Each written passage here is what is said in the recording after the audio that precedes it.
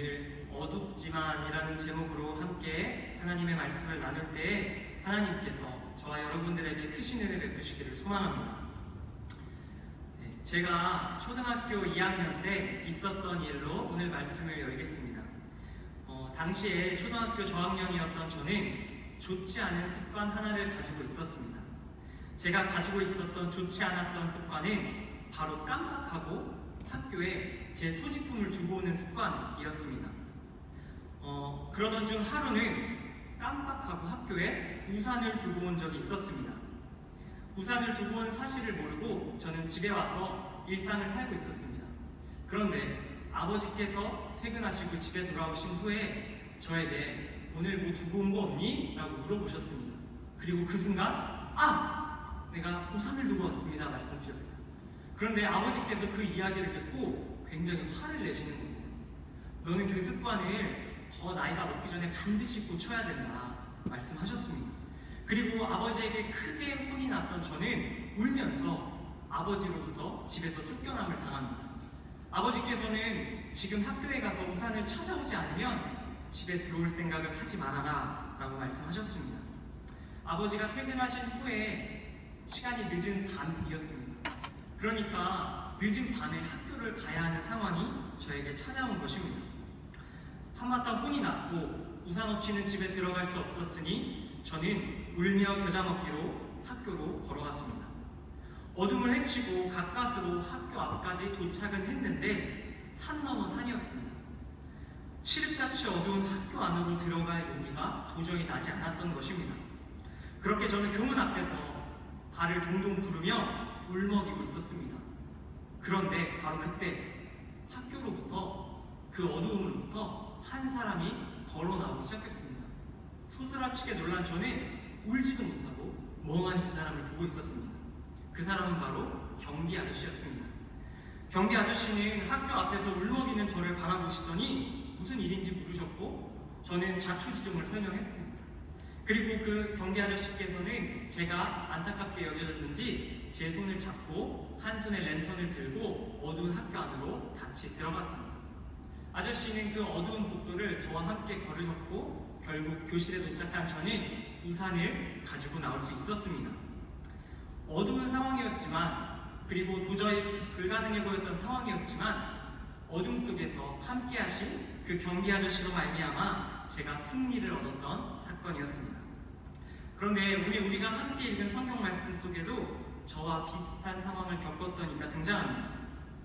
어두운 상황에 처했지만 그래서 눈앞이 캄캄한 상황이었지만 그 상황 가운데 승리를 얻었던 사람의 이야기입니다. 그의 이름 바로 요셉입니다.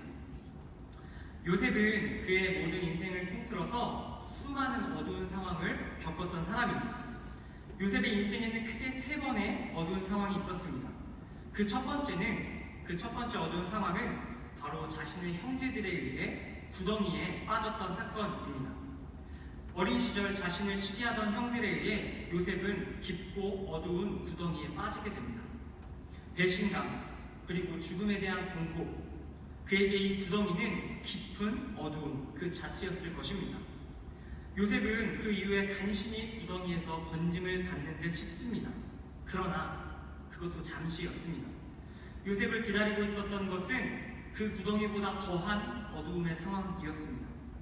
두 번째, 바로 그를 찾아온 어두운 상황은 바로 그가 노예 시장에 들어가게 된 사건이었습니다. 요셉은 구덩이에서 나오자마자 자신의 형들에 의해 미디안 상인들에게 노예로 팔려가게 됩니다. 이방 지역으로 끌려갔던 요셉, 그리고 그곳에 있던 노예들이 모여있던 노예 시장 속으로 들어가게 되었던 요셉, 아버지의 사랑을 독차지하던 귀한 막내 아들이 한순간에 노예로 전락하고 만 것입니다. 가축과 다름없이 시장에 내던져진 자기 자신을 바라보며 그는 깊은 어두움을 느꼈을 것입니다. 어쩌면 구덩이에 빠졌을 때보다 더한 어둠이었을 것입니다. 요셉은 노예 시장에서 힘든 시간을 보내고 결국 보디발이라는 사람으로부터 팔려가게 됩니다. 요셉은 그곳에서 그 누구보다 열심히 일했고 보디발의 인정을 받게 됩니다. 쥐 구멍에도 볕들 날이 있다라는 말처럼 이 요셉의 인생도 조금씩 볕이 드는 것 같습니다. 그런데 그런 요셉에게 또다시 세 번째 어두운 상황이 찾아옵니다. 바로 오늘 우리가 함께 읽은 본문의 말씀입니다. 오늘 함께 읽은 말씀 19절의 말씀을 우리 함께 한 번만 다시 읽도록 하겠습니다. 19절입니다. 시작. 그의 주인이 자기 아내가 자기에게 이르기를 당신의 종이 내게 이같이 행하였다는 말을 듣고 심히 노한지라. 여러분, 요셉은 자신의 주인 보디발 장군의 아내로부터 유혹을 받습니다. 그러나 이 요셉은 보디발 장군에 대한 신의를 지켰고 이 유혹을 뿌리쳐냅니다. 그런데 오히려 이것이 화근이 되는 것입니다. 요셉의 주인의 아내는 보디발의 아내는 자신을 거탈하려 했다는 누명을 요셉에게 뒤집어 씌웁니다. 보디발의 아내는 이 아내의 말을 듣고 크게 분노하고 결국 요셉을 잡아 옥에 가두라고 명령합니다. 요셉에게 찾아온 이 세 번째 어두운 상황, 감옥에 들어가야 하는 상황은 도저히 손쓸구석이 없는 어두운 상황이었습니다. 어쩌면 첫 번째 구덩이보다 두 번째 노예시장보다 더 큰 어두운 상황이 그를 휩싼 것입니다. 그래도 이전에 구덩이는 빠져나갈 구멍은 보였습니다. 노예시장은 팔려나갈 기회는 있었습니다. 그런데 이번엔 빼도 박도 못하게 들어가게 된 것입니다. 누구도 그를 도와줄 수 없는 상황이었고 누구도 그를 대신해서 그의 억울함을 풀어줄 수 없는 상황이었습니다. 그런데 여러분, 이처럼 늘 어두운 상황 속에 처했던 요셉의 인생은 이곳에 있는 저와 그리고 여러분들의 인생과 다르지 않습니다. 요셉처럼 저희도 이 세상을 살아갈 때 어두운 상황들을 수없이 마주하기 때문입니다. 요셉이 인생의 순간순간마다 깊은 어두운 상황에 처해 어려움을 겪었듯이 우리들도 인생의 순간순간마다 깊은 어두운 상황에 처해 어려움을 겪게 됩니다. 오늘날 코로나 바이러스로 인한 어두운 상황 그것만을 이야기하는 것이 아닙니다. 코로나 바이러스로 인한 현재의 어두운 상황뿐만 아니라 우리 각자는 다양한 종류의 어두운 상황들을 겪었고 겪고 있고 앞으로도 겪을 것입니다. 누군가는 건강의 문제로, 누군가는 물질의 문제로, 누군가는 관계의 문제로, 누군가는 믿음의 문제로 우리는 어두운 상황들을 겪게 됩니다. 눈앞이 캄캄해지는 이 어두운 상황들이 우리를 향해 쉴 새 없이 밀려올 때 하나님께서는 오늘 이어지는 말씀을 우리에게 들려주고 계십니다. 20절의 말씀을 제가 읽도록 하겠습니다. 이에 요셉의 주인이 그를 잡아 옥에 가두니 그 옥은 왕의 지수를 가두는 곳이었더라. 요셉이 옥에 갇혔으나. 여러분, 요셉은 영락없이 옥에 갇히게 됩니다. 그가 드라마틱하게 구원받는 일은 이때 일어나지 않습니다. 그런데 20절 마지막 말씀에 우리에게 소망이 되는 지점이 있습니다. 그것은 바로 요셉이 옥에 갇혔으나 라는 것입니다. 여러분, 그는 어두운 상황에 처했으나 그것으로 끝나지 않았습니다. 어두운 상황에 처한 요셉에게 그 이후의 사건이 반전된다는 것을 우리는 알 수 있습니다. 요셉이 마주했던 그 반전, 바로 요셉이 들어가는 그 감옥 안에 요셉을 기다리는 분이 계셨다는 사실입니다. 21절 상반절 말씀 우리 함께 읽도록 하겠습니다. 우리 함께 상반절 말씀 있습니다. 시작. 여호와께서 요셉과 함께 하시고. 여러분, 21절 말씀에서 그 반전이 바로 공개됩니다. 여호와께서 요셉과 함께 하셨다고 기록합니다. 감옥에 들어가는 그 요셉, 그를 기다리고 있었던 분 바로 여호와 하나님이셨습니다.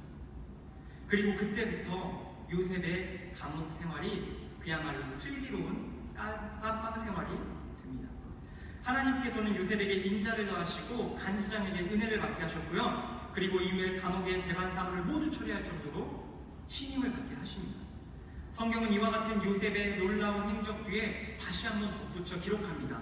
이는 여호와께서 요셉과 함께 하신다. 여러분, 요셉의 상황은 그 누구보다 어두웠지만 여호와 하나님과 함께한 요셉의 깜빵 생활은 그 어떠한 삶보다 빛이 나기 시작했습니다. 이곳에 계신 우리 사랑하는 목사님, 전도사님, 그리고 집사님, 장로님, 교직원, 하나님께서 오늘 이곳에 있는 저와 여러분들에게 이 사실을 다시금 들려주고 계십니다. 우리가 처한 어두운 상황 속에서 요셉과 함께 하신 하나님이 동일하게 함께하여 주신다 말씀하십니다.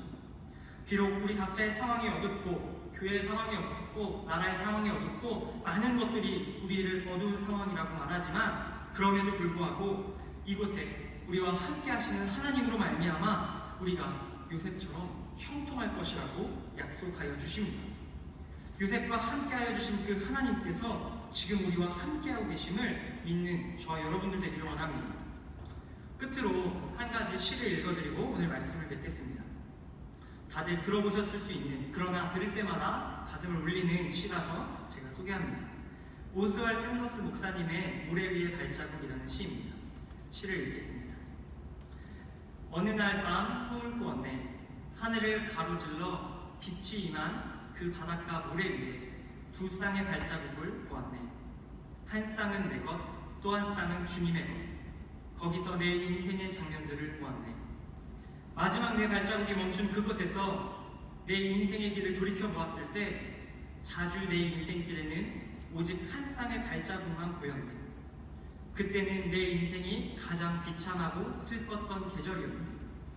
나는 의아해서 주님께 물었네. 주님, 제가 당신을 따르기로 했을 때 당신은 저와 함께 하신다고 약속하셨잖아요. 그러나 보세요. 제가 주님을 가장 필요로 했던 그때 거기에는 한 쌍의 발자국밖에 없었습니다. 주님은 저를 떠나 계셨나요? 주님께서 대답하셨네. 나의 귀하고 소중한 아이여, 나는 너를 사랑하였고 너를 조금도 떠나지 않았단다. 너의 시련의 때, 고통의 때에도 내가 본 오직 한 쌍의 발자국, 그것은 나의 발자국이었느니라. 그때 내가 너를 등에 업고 걸었노라. 우리 이 시간 함께 기도하도록 하겠습니다.